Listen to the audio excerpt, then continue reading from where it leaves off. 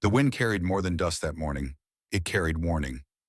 Cole Brannon stood on the porch of Jed's battered ranch house, his rifle balanced in his hands, eyes fixed on the eastern ridge. The fire they had lit weeks ago, the fire of blood and defiance, had sent smoke into places no lawman dared to tread. But not all men feared smoke. Some chased it. Behind him, Kaia stepped into the light, her bare feet silent on the wood planks. The bruises on her arms had faded, but the steel in her spine remained. She wore her father's knife at her hip now, not as a relic, but as a promise. "You see something?" she asked. "Not yet," Cole muttered, "but I can feel it." He hadn't slept much. Not since the rider from Fort Stanton brought word. Mallister's men were regrouping, and there was a bounty now. Not just on Cole, on her. They weren't just after revenge, they were after silence. Kaia moved beside him, her eyes scanning the horizon. "How many do you think?" Cole didn't answer at first. He studied the trail for movement, then finally said, "Enough to think they can finish what the others couldn't." A soft breeze rattled the wind chimes by the window. It wasn't the music of peace. It was the sound of something fragile waiting to break. Inside, Jed was propped up in a chair by the hearth, his cane leaning against the wall, a whiskey bottle half full in his hand. The wound in his side still ached when the weather shifted. He'd fought with them, bled with them, but he was older now, slower, and even men like Jed knew when they were outnumbered. "We need to move," Cole said, finally stepping back inside. Jed glanced up. "They that close?" "Not yet, but we don't wait for snakes to knock." Kaia crossed her arms. "You think we can outrun them?" "No," Cole said, "but we can draw them away from this place. Buy time. Make 'em bleed before they touch this land again." Jed set down his bottle. "What's the plan?" Cole leaned over the table, unrolling a worn-out map. His finger tapped a point northwest. High ground, rocky hills, old Lakota burial site, long since abandoned by settlers who feared ghosts and stories. "They won't expect us to hole up there. We pick the fight. Set the rules." Kaia nodded. "And if they don't follow?" Cole looked at her, his voice steady. "They'll follow." By sundown, they were packed. Kaia wore a saddle blanket rolled across her back, bow slung beside her, knife at her hip. Cole checked his rifle twice, revolver 3 times. Jed offered to ride with them, but his limp said otherwise. "I'll hold the ranch," he said. "You draw them off. If you don't come back—" "You'll see the smoke," Cole finished. They rode out under a bleeding sky, the sun dipping low behind the hills like an ember swallowed by dusk. Every hoofbeat felt like a countdown, every rustle in the brush a ghost of things yet to come. By midnight, they reached the ridge. The wind had shifted, carrying the scent of pine and something else. Ash, burnt wood. Kaia reined in her horse, nostrils flaring. "They're close." Cole dismounted, crouching low to study the tracks. Fresh prints, 6 riders, heavy horses, hard pace. He looked up at her. "They're hunting." She drew her knife. "So let's be the ones they find." He allowed himself a faint smile. "We make our stand at first light." They moved fast, climbing the ridge, finding a shallow cave nestled in the rocks. From here, they could see the trail wind through the gulch below. A perfect choke point. Cole began placing traps, stringing trip lines with broken glass, oiling his rifle in silence. Kaia sat beside the fireless pit, sharpening her arrows, face grim. "You ever wonder if it ends?" she asked. Cole paused. "What?" "The running, the fighting, if we'll ever be able to just be." He didn't look up. "I used to, not anymore." She didn't answer, just stared into the dark where the fire would have been, where warmth once lived. By dawn, the wind howled like wolves across the rocks. Cole stood at the edge, rifle ready, eyes locked on the trail. And then, as the first light touched the valley, the riders appeared. 6 dark shapes, dust trailing behind like a cloak of smoke. Kaia stepped beside him, bow drawn. Cole chambered around and said, "Let's remind them why they should have stayed dead." The rising sun painted the canyon walls in hues of rust and flame, casting long, jagged shadows like scars across the land. Cole lay flat on his stomach, nestled between 2 boulders at the edge of the ridge. His rifle rested against his shoulder, Breath slow, eyes locked on the trail below. The riders were getting closer. Kaia moved silently behind him, her footsteps light, purposeful. She carried herself with the grace of a shadow, her bow already strung, 3 arrows nocked and ready at her side. They didn't speak. They didn't need to. The sound of hooves echoed up the gulch. 6 men spread wide, scanning the rocks with wary eyes. They weren't amateurs. Not this time. These were trackers, killers. And the man at the front, he didn't wear his gun like an accessory. He wore it like a crown. Cole recognized the bastard instantly. Clyde Barlow, he muttered, Mallister's new favorite. Kaia didn't react, but her fingers gripped the arrow shaft tighter. Barlow was tall, gaunt, and cruel-looking, with a scar down his left cheek that twisted every smile into a sneer. His hat was too clean, his coat too polished. Men like him weren't born in dust. They came from blood and bought their way out of it. "Don't fire until I say," Cole whispered. "Let them come closer." The trap lines were set, wires strung low across the trail, a buried oil jar under a pile of stone, and a half-covered patch of bramble soaked in lantern fuel. Just enough to cause chaos, just enough to even the odds. The riders entered the canyon, unaware of the noose tightening around their throats. One of them, a stocky man with a green kerchief, spurred his horse ahead, eyes scanning the rocks. And then he hit the wire. The horse shrieked, reared, and crashed sideways, sending its rider tumbling into the brambles. Sparks flared as metal struck stone, then fire. The fuel caught instantly. Flames erupted, licking up the canyon wall. The ambush had begun. Cole squeezed the trigger. The shot cracked like thunder, dropping one man from his saddle. Before the others could react, Kaia let loose an arrow that buried itself in a second man's throat. He fell without a sound. Panic scattered the rest. Barlow wheeled his horse around, shouting orders drowned by gunfire. Another of his men tried to flee down the narrow trail, but his mount slipped on the loose gravel, sending them both tumbling into the rocks below. Cole reloaded, rolled to a second vantage point, and fired again. Dust exploded near Barlow's head, too close for comfort. The gang leader ducked behind a boulder, pistol drawn, scanning wildly for his attacker. "Flank the left!" Cole shouted to Kaia, already moving down the ridge. She didn't hesitate. She moved like water through the stones, ducking low, bow drawn. Another arrow flew, this one hitting a man in the gut. He screamed, clawed at the shaft, then pitched forward into the dirt. Only 2 left now, Barlow and a wiry man with hollow eyes and a long-barreled rifle. The sharpshooter took position near a rock outcrop, scanning the ridge for Kaia. Cole cursed under his breath. He was good. Too good. He had to break his line of sight.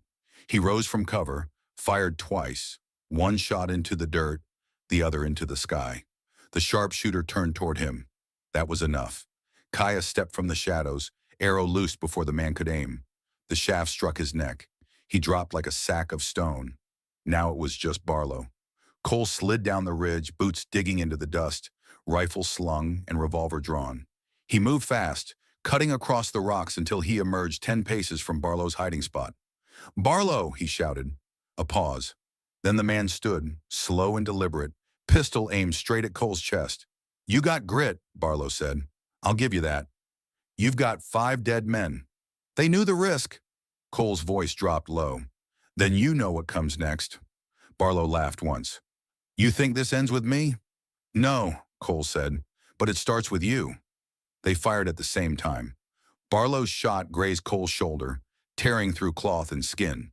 But Cole's bullet hit center mass, slamming into Barlow's chest just below the sternum. The gang leader staggered, eyes wide with shock, and collapsed onto the rocks. Kaia was beside Cole in seconds, tearing a strip of cloth from her shirt and pressing it against his wound. "You're bleeding." "I've bled worse," he grunted, wincing. She tied the makeshift bandage tight. "You shouldn't have drawn him out." He needed to see who was ending him. They stood there for a long moment, the wind scattering ash and dust across the dead. Below them, the canyon smoldered. Smoke rose into the brightening sky, curling like a banner.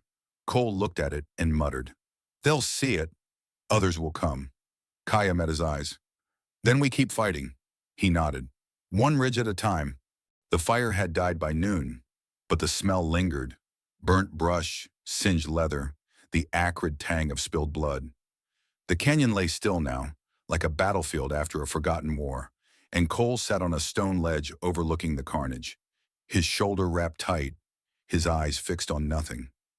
Kaia moved quietly among the bodies, retrieving arrows, checking weapons, and covering the fallen with torn blankets.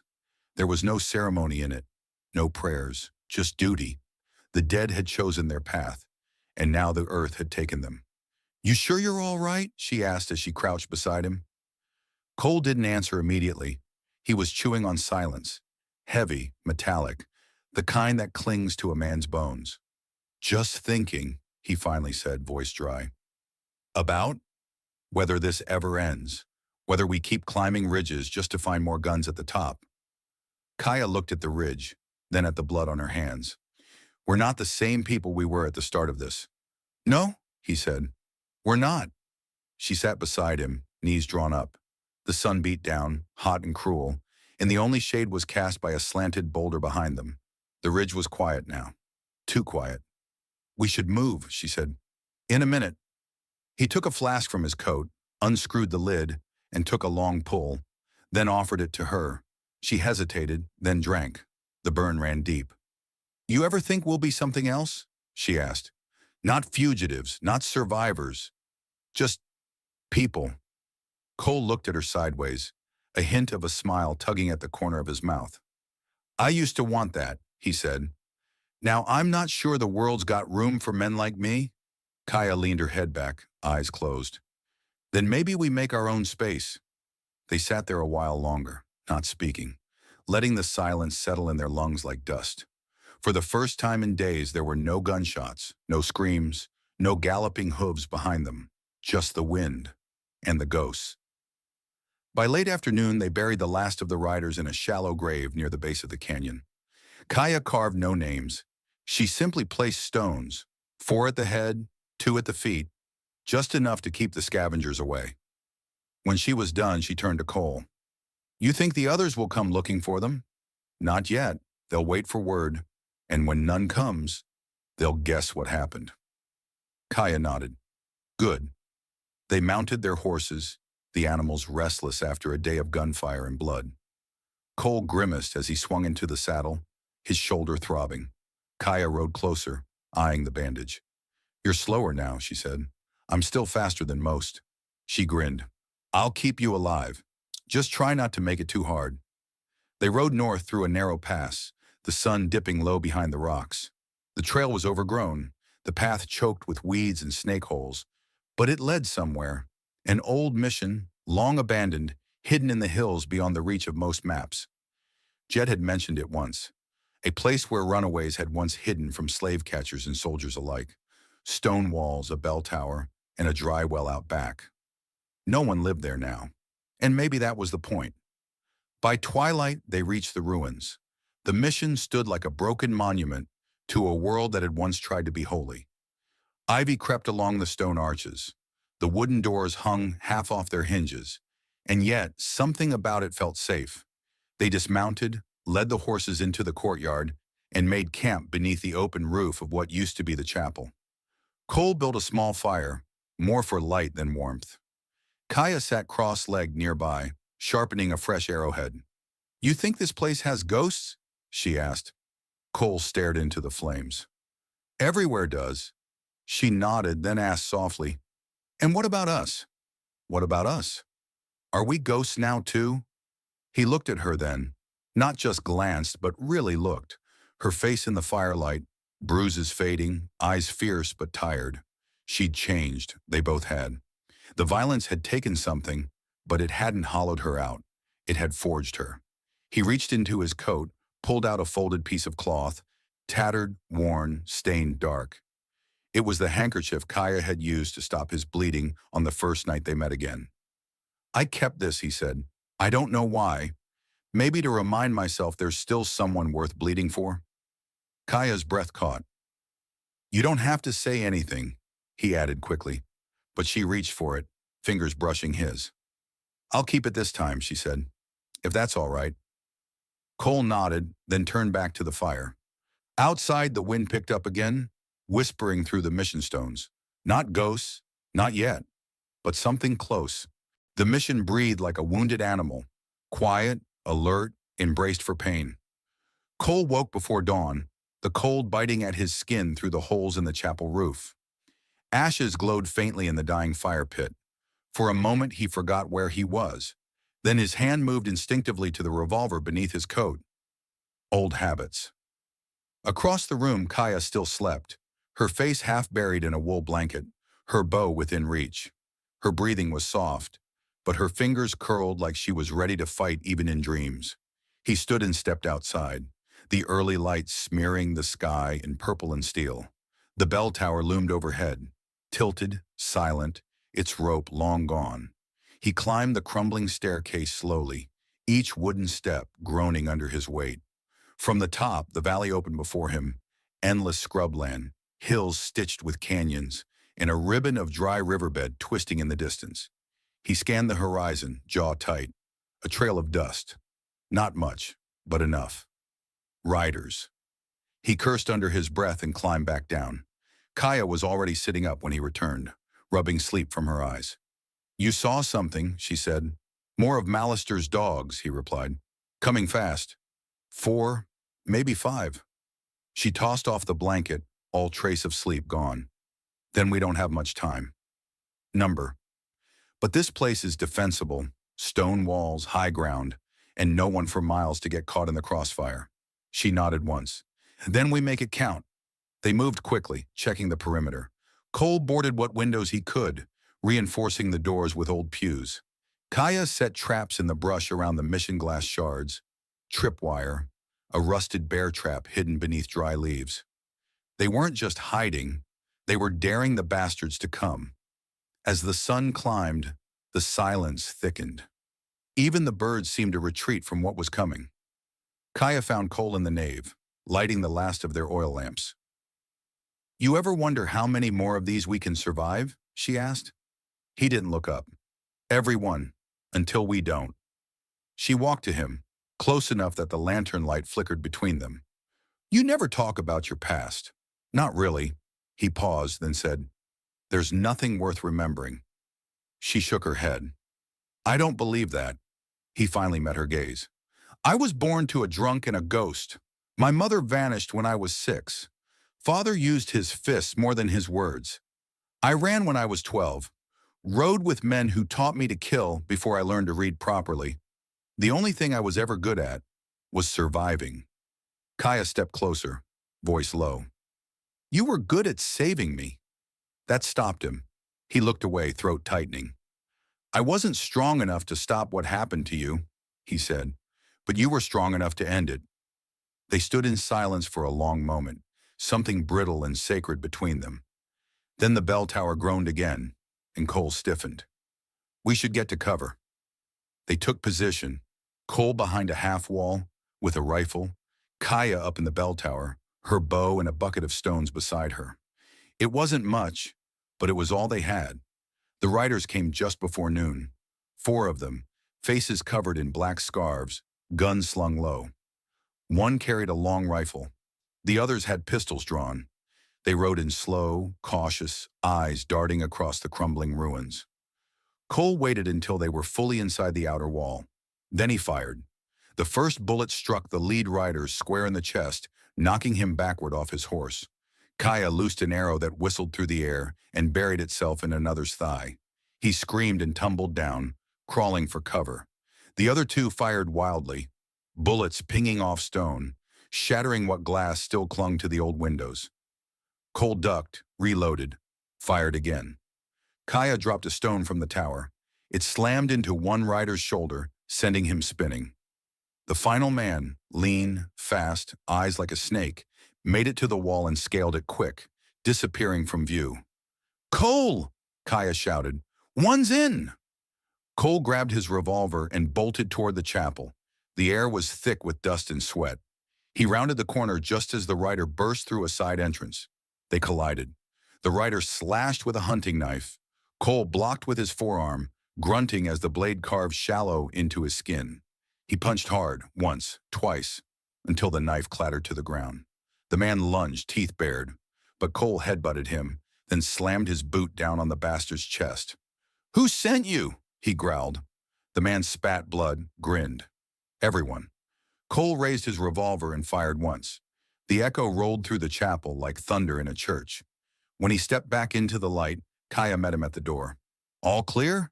He nodded, blood dripping from his sleeve. "They're getting closer," she said. "Better organized." Cole looked at the horizon, teeth clenched. "They're not coming to kill us," he said. "They're coming to erase us." Kaia whispered, "Then let's make it so we're impossible to forget." Night came fast after the gunfire. The sky, a bruised velvet, stretched over the bones of the land. The mission lay silent again. But it wasn't peace. It was the kind of silence that followed pain, when the body still shook, but the heart hadn't caught up yet. Cole sat in the old chapel doorway, wrapping a strip of linen around his bleeding arm. His face was drawn, pale under the lantern light. Kaia watched him from across the courtyard, kneeling beside one of the dead riders, searching his pockets. "No letters," she said quietly. "No names. Just silver." "Mercenaries," Cole muttered. "Bought hands. No loyalty. No conscience." Kaia stood, tossing the purse of coins onto the ground. "You think they'll stop sending them?" Cole looked up at her, eyes shadowed. "Not as long as we're still breathing." She didn't flinch. "Then we don't stop either." Inside, the fire cracked low, casting long shapes across the stone floor. They'd lost another window in the fight. The wind slipped in like a whisper, brushing Kaia's hair as she stepped into the room. Jed's name hadn't been spoken in days, not since they rode out from his ranch. But his cane still leaned against the chapel wall. His coat still hung on a peg by the door. They'd promised to return, to bring the fight elsewhere. But they hadn't made it back yet. Kaia touched the coat sleeve. "You think he's all right?" she asked. Cole didn't respond. He didn't want to lie. She sat across from him, hands resting on her knees. The firelight made her look older somehow. Not aged, but tempered. Sharper, like something forged under pressure. "I had a brother once," she said. "He was loud, smarter than me, laughed like thunder, and one day he just disappeared. Raiders. Same kind of men we're fighting now. I waited for months.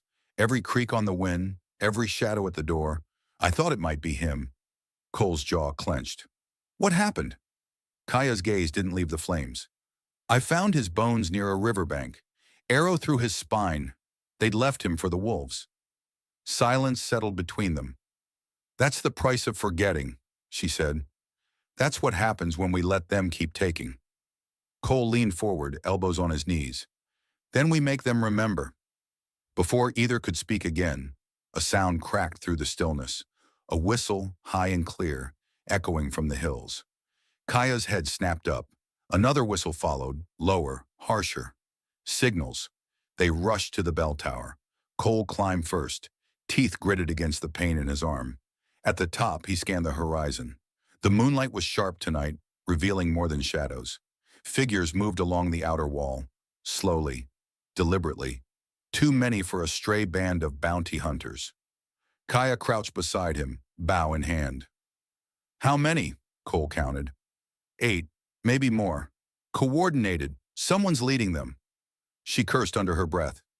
"They're not testing us this time. They're coming to end it." "Then we end them first."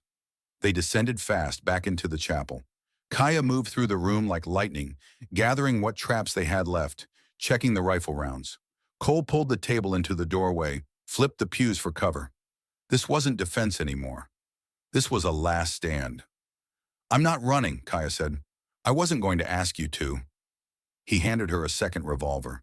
She checked the chamber with a nod, then looked up at him. "If we don't make it, we will. But if we don't..." Cole stepped close, hand on her cheek. "You saved me once, just by being brave. That's more than most get in a lifetime." Her eyes didn't waver. "Then let's make sure it wasn't wasted." The first gunshot rang out moments later. A window shattered, then another. Voices shouted in the dark, men circling the chapel, gunfire sparking off stone. Cole fired back, each shot deliberate, each step calculated. Kaia moved like fire, a shadow at the edge of light, loosing bullets and arrows, vanishing before they could aim. One man screamed from a rooftop. Another collapsed against the altar, blood staining the old stone red. But the numbers kept coming. The chapel shook as someone slammed the door, trying to batter it down. Cole braced his back against it, grunting as the hinges groaned. Kaia tossed him a wedge of timber. "Use this!" He jammed it under the door just as the next blow hit. Outside, someone shouted, "Give her up and walk out alive!" Cole growled, "Come take her yourself." A pause, then a name. "Mason, I know it's you in there. We remember Waco. We remember Dead Horse Crossing." Cole froze. Kaia turned. "Who is that?" He didn't answer at first, then, "Reddick." She'd heard the name in whispers. A butcher, a traitor, a man who sold towns for whiskey and blood. "You killed his brother?" she asked. "No," Cole said. "I left him alive." Another blow rocked the door. Then came silence. Kaia pressed her back to the stone wall, chest rising and falling. "Whatever happens," she said, "don't let them take me." Cole looked at her, heart pounding. "They won't." The night tore open like a wound. The chapel doors shook beneath the weight of boots and rage. Outside, voices barked orders, metal scraped against stone, and the hiss of oil being poured reached their ears. "They're gonna burn us out," Kaia said, voice steady but low. Cole didn't flinch. "Let him try." He moved to the shattered window, peered through the jagged glass. Shadows flitted in the firelight. Torches, crates, barrels. Someone out there was carrying kerosene. "Bar the back," he said. "If they light the front, they'll try to flush us out the rear." Kaia nodded and disappeared into the dark hall. Cole crouched, reloading slowly, fingers practiced but tense. His arm throbbed where the bandage had begun to bleed again. A voice boomed outside, smooth, mocking. "Mason, thought you could disappear? Thought no one would come looking after Waco burned?" Cole stood, his silhouette framed by fractured moonlight. "Reddick," he muttered. Kaia returned out of breath. "The back's secure." He nodded. "Then we hold here." The first torch arced through the window. Kaia kicked it aside before it caught. Smoke curled up, thick and bitter. Another crash. Glass, flame, shouting. The chapel lit in flickers of orange, the air growing hotter by the second. Cole turned to Kaia. "We can't let it catch." "We won't." She grabbed a bucket, started tossing sand from the mission's old stores. Cole fired through the smoke, one shot, then another. A scream. A thud. Another voice cursing in the dark. Then, silence again. Not peace. The kind of quiet that says something worse is coming. And it did. The doors burst inward with a roar. Men poured through the smoke like demons loosed from hell. Cole fired first, dropping the lead man with a shot to the throat. Kaia swung her bow like a club, catching a second across the jaw. It was chaos, gunfire, screams, ash falling like snow. Reddick entered last. He didn't rush. He walked through the fire like a man visiting an old home. He was older than Cole remembered, grayer, but no less deadly. 2 pistols, one on each hip, and a knife strapped to his chest. His eyes were hollow, like someone who'd died long ago and just forgot to lie down. "Mason," he said, "you always did love a dramatic ending." Cole raised his revolver. "You always did love talking." Reddick smiled. "She's not worth it, you know? The girl. They'll keep coming. There's more buyers than bullets." Cole stepped forward. "She's not for sale." Kaia stood beside him now, blood on her lip, fire reflecting in her eyes. "I remember you," she said to Reddick. "You laughed when they dragged my mother away." He blinked, just once. "Then you're a ghost too." "No," she whispered. "I'm the storm." She fired. The arrow struck him in the shoulder, spinning him off balance. Cole didn't wait. He moved in fast, tackled Reddick to the ground. The knife came free. The 2 men struggled, fists, blood, snarls in the smoke. Reddick slammed Cole's head against the floorboards. "You should have stayed buried." Cole headbutted him, grabbed the knife and plunged it deep. Reddick stiffened, then went still. Outside, the fire had begun to die. The remaining mercenaries, those who hadn't fled already, stumbled into the dark. The wind changed direction, smoke cleared. Kaia fell to her knees, breathing hard. Her hands trembled, not from fear, but release. Cole sat beside her, blood seeping through his coat, his breathing shallow. "We're still alive," she said. He chuckled weakly. "Define alive." She looked around the chapel, ruined, ash-covered, but still standing. "Do you think, maybe now, they'll stop?" "No," he said, "but they'll remember this place, and they'll remember who we are." She reached for his hand. "No graves for ghosts," she whispered. Cole squeezed her fingers. "No chains for storms." They rose together. Outside, the first light of dawn crept over the hills, casting gold over the broken stones. The land was quiet again, but not hollow. Not this time. This time, it was full of memory. They rode out that morning, side by side, not speaking, not looking back.